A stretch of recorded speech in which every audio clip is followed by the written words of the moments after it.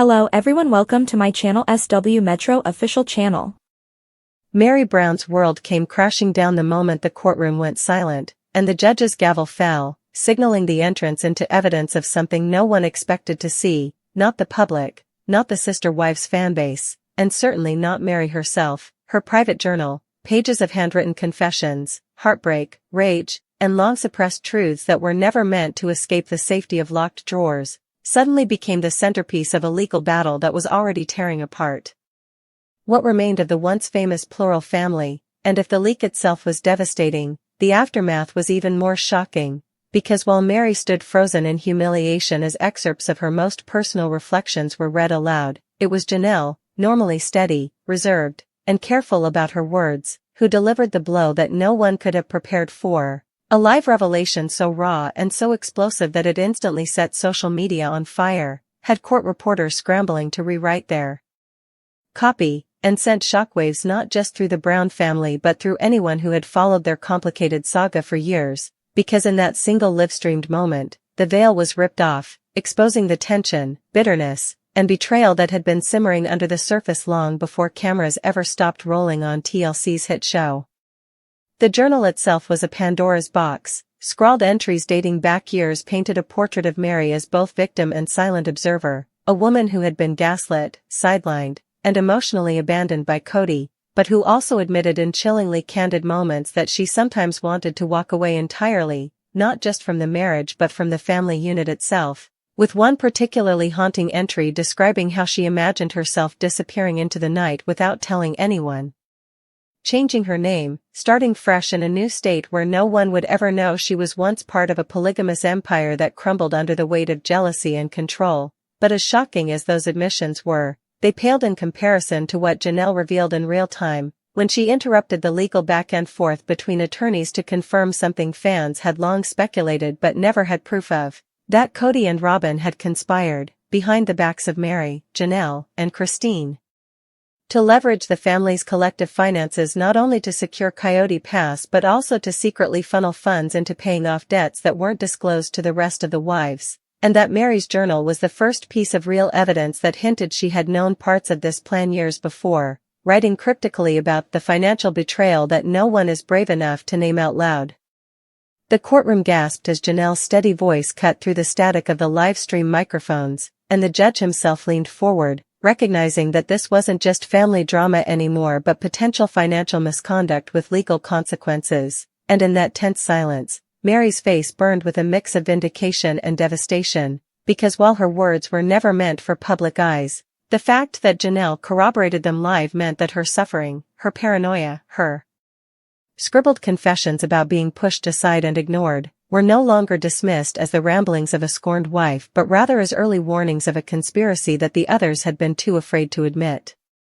But the emotional carnage didn't stop there, because Janelle went further, revealing that during late-night conversations when the cameras weren't rolling, she and Meri had actually discussed the possibility of leaving together, bonding briefly over their shared sense of being outsiders in Cody's newly monogamous dynamic with Robin. Yet while Janelle had ultimately stayed quiet until this court moment, Meri's journal contained detailed accounts of those talks, naming dates, quoting fragments of Janelle's words, and painting a picture of a sisterhood that once had the power to resist Cody's dominance, a sisterhood that tragically fractured before it could change the course of history.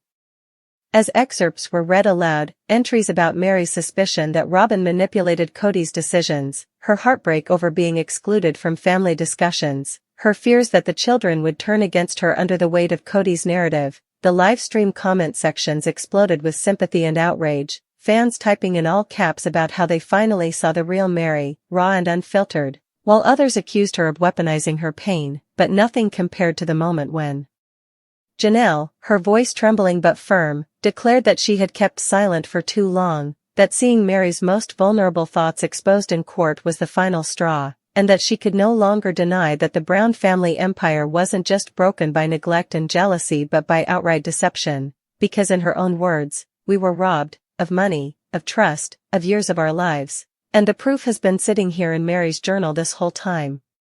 That confession detonated like a bomb, and suddenly this wasn't just a court case, it was a reckoning, one in which fans, reporters, and even estranged family members had to re-examine the entire sister-wife story not as a tale of plural love gone wrong but as a cautionary saga of power, manipulation, and betrayal. Mary's tears, streaming freely as she realized that her most private musings had become a weapon in a public battle, contrasted with Janelle's steely resolve as she turned her live revelation into a rallying cry, and in that split-screen moment broadcast across platforms, you could see the end of an era unfolding. The polygamist dream sold on television had officially collapsed under the weight of its own secrets, and no amount of spin from Cody or Robin could glue it back together, because once private journals are exposed and once loyal wives speak truths live on air, the illusion of unity is shattered forever, leaving behind only the raw, unvarnished truth of women who were silenced too long finally being heard, even if it took the humiliation of a courtroom leak to make it happen. Meri Brown's private journal were uttered. It was as if a pin had dropped in a vacuum, silencing not just the murmur of the spectators but seemingly the very machinery of the law. All eyes, from the weary bailiff to the rapt members of the jury, swiveled towards the plaintiff's table, where Janelle Brown sat with a posture of unnerving calm. For weeks, the civil trial between the former sister wives had been a tedious dissection of financial records and property lines, a dry echo of their collapsed plural marriage. But this was a live grenade rolled directly onto the judge's bench. This was the moment the carefully constructed facade of the Brown family, already cracked and crumbling, was to be vaporized entirely, and it was Janelle, the quiet pragmatist, the rational number cruncher, who had her finger on the trigger. The journal itself was entered into evidence with a solemnity usually reserved for religious texts or state secrets. It was a simple thing, a leather-bound volume, its cover worn soft at the edges from years of use. As it was passed to the jury, one could almost feel the collective wince from the Brown family side of the room. Cody, his famous curls seeming to deflate with his ego, stared fixedly at the table, a muscle twitching in his jaw. Robin, predictably, dabbed at dry eyes, her face a mask of performative devastation. But Meri looked eviscerated. All color had drained from her face, leaving her a stark, pale monument to utter betrayal. Her hands, clenched in her lap, were white-knuckled, and her eyes, wide with a horror that was visceral and profound, were locked on Janelle. This wasn't just a breach of privacy, it was a spiritual evisceration, a violation so profound it seemed to physically shrink her in her seat. The defense attorney, smelling blood in the water, approached Janelle with the reverence of a bomb disposal expert.